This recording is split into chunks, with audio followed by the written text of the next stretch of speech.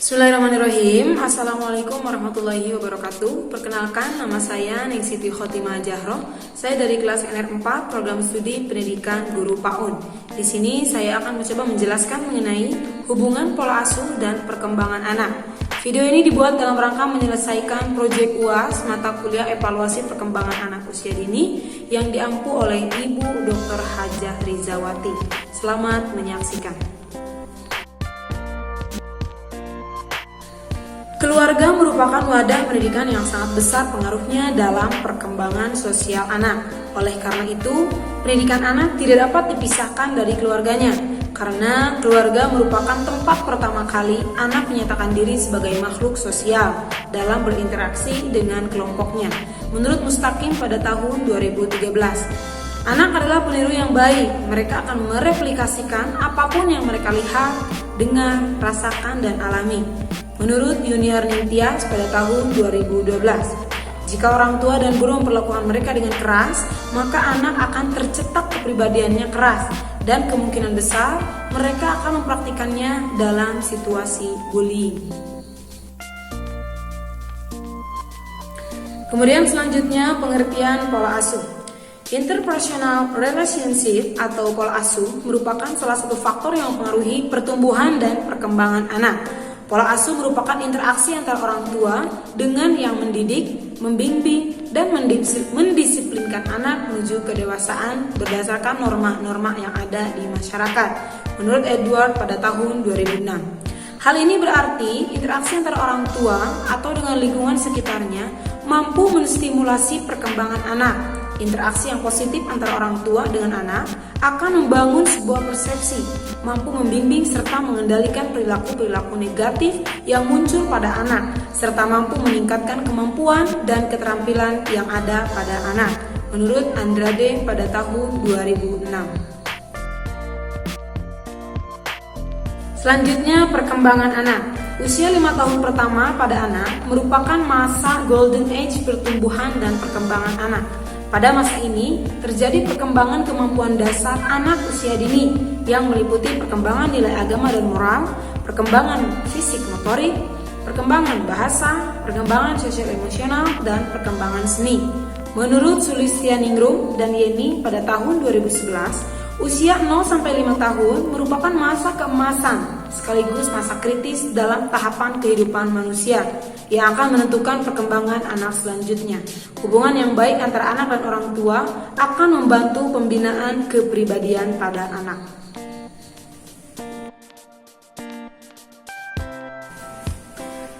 Macam-macam pola asuh. Menurut Harlow pada tahun 1990, pola asuh orang tua dibedakan menjadi 3, yaitu yang pertama pola asuh otoriter, yang kedua pola asuh permisif, dan yang ketiga pola asuh demokratis. Yang pertama yaitu pola asuh otoriter. Pola asuh otoriter adalah orang tua yang mendidik anak dengan memperlihatkan ciri-ciri sebagai berikut. Yang pertama, orang tua menerapkan peraturan yang ketat. Yang kedua, tidak adanya kesempatan untuk mengemukakan pendapat. Yang ketiga, anak harus mematuhi segala peraturan yang dibuat oleh orang tua. Dan yang keempat, berorientasi pada hukuman, baik hukuman secara fisik maupun secara verbal. Dan yang terakhir, orang tua jarang memberikan hadiah ataupun pujian. Pola asuh otoriter ini, menurut Fitriana pada tahun 2018, pola asuh orang tua yang otoriter yang selalu memberikan aturan-aturan ketat terhadap anak seringkali memaksa anak untuk berperilaku seperti dirinya dan selalu membatasi apapun yang dilakukan oleh anak, sehingga anak akan mempunyai sifat ragu-ragu, tidak percaya diri, dan tidak sanggup mengambil keputusan sendiri. Yang kedua yaitu pola asuh permisif.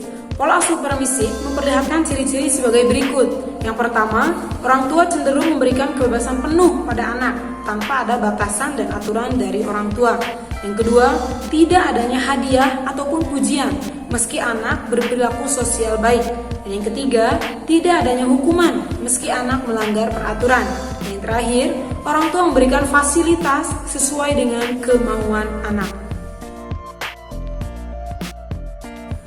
Pola asuh permisif menurut Fahrijal pada tahun 2014 yaitu pola asuh yang menerapkan kebebasan.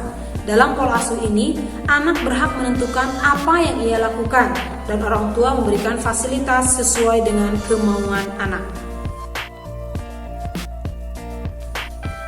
Kemudian yang ketiga yaitu adalah pola asuh demokratis. Pola asuh demokratis ini memperlihatkan ciri-ciri sebagai berikut. Yang pertama, adanya kesempatan anak untuk berpendapat mengapa ia melanggar peraturan sebelum hukuman dijatuhkan. Yang kedua, hukuman diberikan kepada perilaku yang salah. Dan yang ketiga, memberikan pujian atau hadiah kepada anak ketika dia berperilaku benar. Menurut salah satu jurnal yang saya baca, berdasarkan hasil pengolahan data secara kelompok, ternyata menunjukkan hasil ada hubungan yang berarti antara pola asuh otoriter, pola asuh demokratis, dan pola asuh permisif dengan perkembangan nilai moral agama anak, sosial emosional, bahasa, kognitif, dan fisik motorik. Walaupun secara individual tidak semua memiliki hubungan yang erat.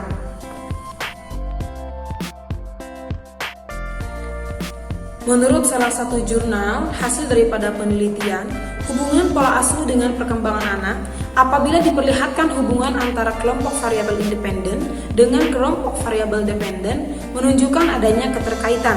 Hal ini sesuai dengan beberapa teori yang telah dikemukakan pada kajian teori bahwa perkembangan anak dipengaruhi oleh faktor pola asuh orang tua.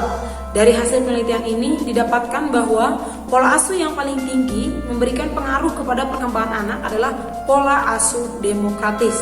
Hasil penelitian sejalan dengan penelitian yang dilakukan oleh Amelia dan Esa pada tahun 2014, juga sejalan dengan penelitian yang dilakukan oleh Krisdayanto dan Endra dan kawan-kawan pada tahun 2013 yang menyatakan bahwa pola asuh berpengaruh terhadap perkembangan anak usia dini. Kemudian kesimpulan daripada video kali ini yaitu pola asuh orang tua terhadap perkembangan anak. Hasil penelitian menunjukkan di antara pola asuh otoriter, demokratis, dan permisif, pola asuh demokratis mencerminkan hubungan yang sangat tinggi terhadap semua aspek perkembangan anak jika dibandingkan dengan pola asuh otoriter dan pola asuh permisif. Dengan kata lain, pola asuh demokratis ini memiliki pengaruh paling besar terhadap aspek perkembangan anak, baik itu perkembangan nilai agama dan moral, perkembangan sosial emosional, bahasa, kognitif, dan fisik motorik. Sekian yang bisa disampaikan. Terima kasih atas perhatiannya. Mohon maaf jika ada diksi yang salah. Wabillahi taufiq wal hidayah. Wassalamualaikum warahmatullahi wabarakatuh.